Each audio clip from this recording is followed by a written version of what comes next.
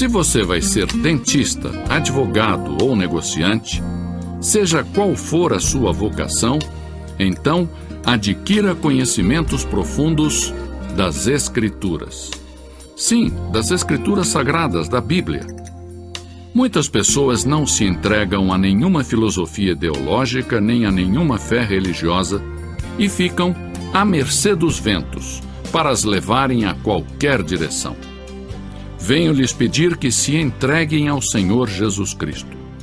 Calculem o que vai custar. Entreguem-se plenamente a Ele. Permitam que Ele seja o seu Senhor. Caminhem com Jesus Cristo com amor nos seus corações, entregues e rendidos a Ele. Disse Jesus: quem não leva a sua cruz e não me segue, não pode ser meu discípulo. Pois qual de vós, querendo edificar uma torre, não se senta primeiro a calcular os gastos para ver se tem com o que acabar?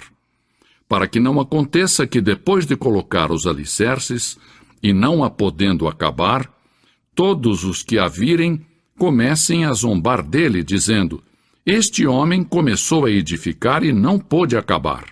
Lucas 14, 27 a 30. O que Jesus quer dizer a você é: se você vai servir a mim, então sente-se e calcule o custo.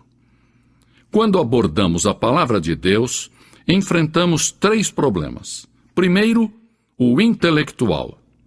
Na atualidade não é tão problemático como foi há alguns anos.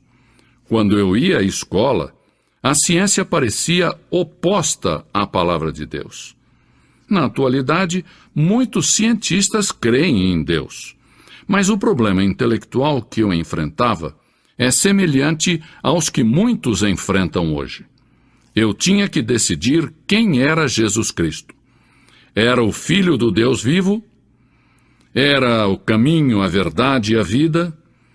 Jesus era a encarnação de toda a verdade científica, psicológica, moral e espiritual? Esta é uma decisão que deve ser tomada acerca de Cristo, uma decisão intelectual. A Bíblia tem algumas coisas a dizer sobre a mente. Temos que amar ao Senhor com todo o nosso coração, toda a nossa alma e todo o nosso entendimento. Tende em vós aquele sentimento que houve também em Cristo Jesus, diz a Bíblia. A mente é importante, mas é preciso recordar que tem sido afetada pelo pecado. Não é possível chegar a Jesus Cristo somente de forma intelectual. Esse passo deve ser tomado por meio da fé. Foi por fé que eu disse: Senhor Jesus, eu creio que és quem disseste ser, o Filho do Deus vivo, o Criador do universo, que morreu na cruz pelos meus pecados e se levantou outra vez para a minha justificação. Creio, Senhor, que irás regressar para estabelecer o teu reino. Sei que és o meu Salvador e por fé te aceito. Quando fiz isto, ele entrou no meu coração e me transformou numa nova pessoa, e o mesmo fará por você. O segundo problema que enfrentamos ao comparecer diante de Jesus é da natureza moral. A satisfação das normas elevadas de Cristo. Jesus exige o primeiro lugar em tudo. As pessoas chegam a Cristo sabendo que tem que pagar um preço. Não pode levar consigo seus pecados sujos. Terão que deixar de mentir, de deitar-se com a mulher ou o homem que não seja o seu cônjuge, de burlar na escola ou no serviço. Tem que gastar tempo estudando a palavra de Deus para mostrar-se aprovado a Deus, como obreiros que nada têm do que se envergonhar.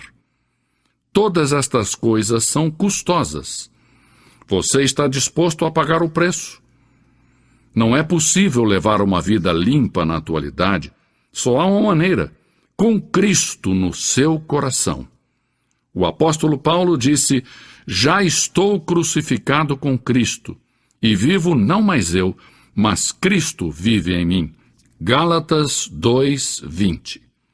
As Escrituras dizem: pois o pecado não terá domínio sobre vós. Havia uma época em que o pecado reinava na sua vida.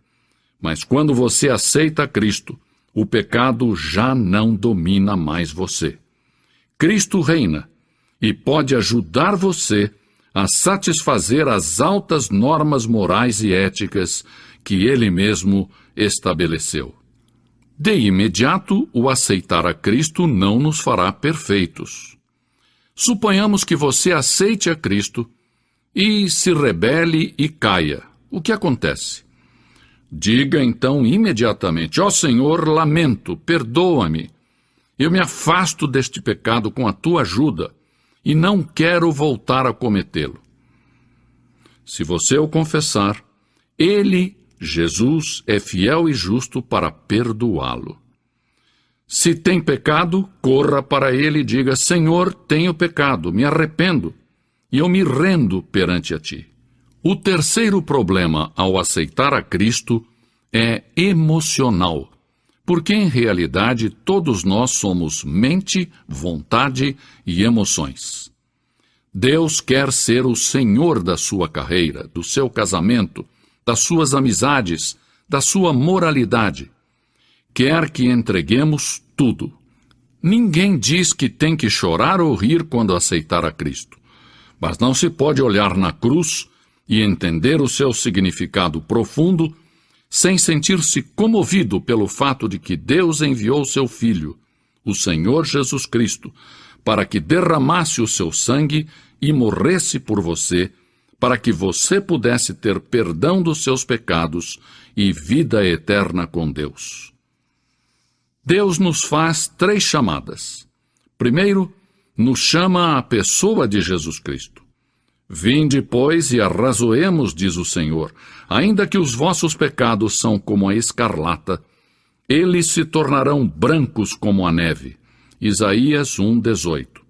Podem embranquecer-se como a neve devido à cruz, ao sangue que Jesus ali verteu e que nos purifica de todo o pecado. Por isso, Deus chama você a Cristo. Não é uma chamada à igreja, à família, nem à nação. É uma chamada a uma pessoa, a Jesus Cristo.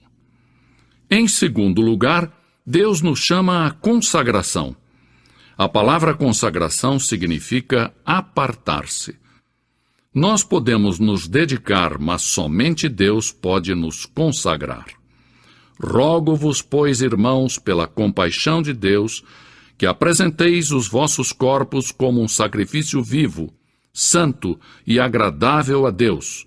Romanos 12:1. Pense na sua vida como se fosse uma casa para a qual você tem um molho de chaves. Quando você responde à chamada de Cristo para a salvação, você entrega a Deus a chave da porta principal. Entrega a sua vida a Cristo como Salvador e Senhor. E aí, em resposta à chamada de Deus à consagração, você entrega todas as outras chaves a Deus. Para uma mãe ou um pai, isso significa entregar o seu bebê a Deus. Para um negociante, isso quer dizer entregar a Deus as chaves da sua empresa. Para um estudante, implica em entregar a Deus as chaves da sua educação e, sucessivamente, dar a Deus as chaves dos seus romances, do seu futuro casamento. Cristo torna-se Senhor de toda a sua vida. A Bíblia nos diz: portanto, assim como recebestes a Cristo Jesus, o Senhor, assim também nele andai. Colossenses 2:6.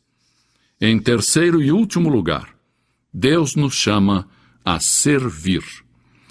Ah, quem me dera que tivéssemos neste momento 1 milhão de jovens que dissessem: Senhor, irei aonde Tu queres que eu vá, e serei o que queres que eu seja.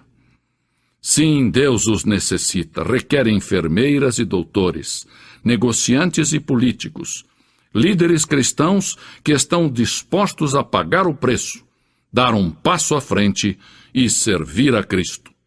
Todavia terão que tomar a primeira decisão: dar o primeiro passo. Deverão dizer: sim, por fé te recebo, Senhor, no meu coração. Então, a você é exatamente o que eu peço que você faça agora mesmo. E diga comigo: recebo a Cristo, quero seguir a Cristo, quero entregar-lhe todas as chaves, seja o custo o qual for. Estou disposto a pagar o preço, seja qual for. Deus o abençoe grandemente por esta decisão crucial que muda a sua vida e garante a você a vida eterna com Deus.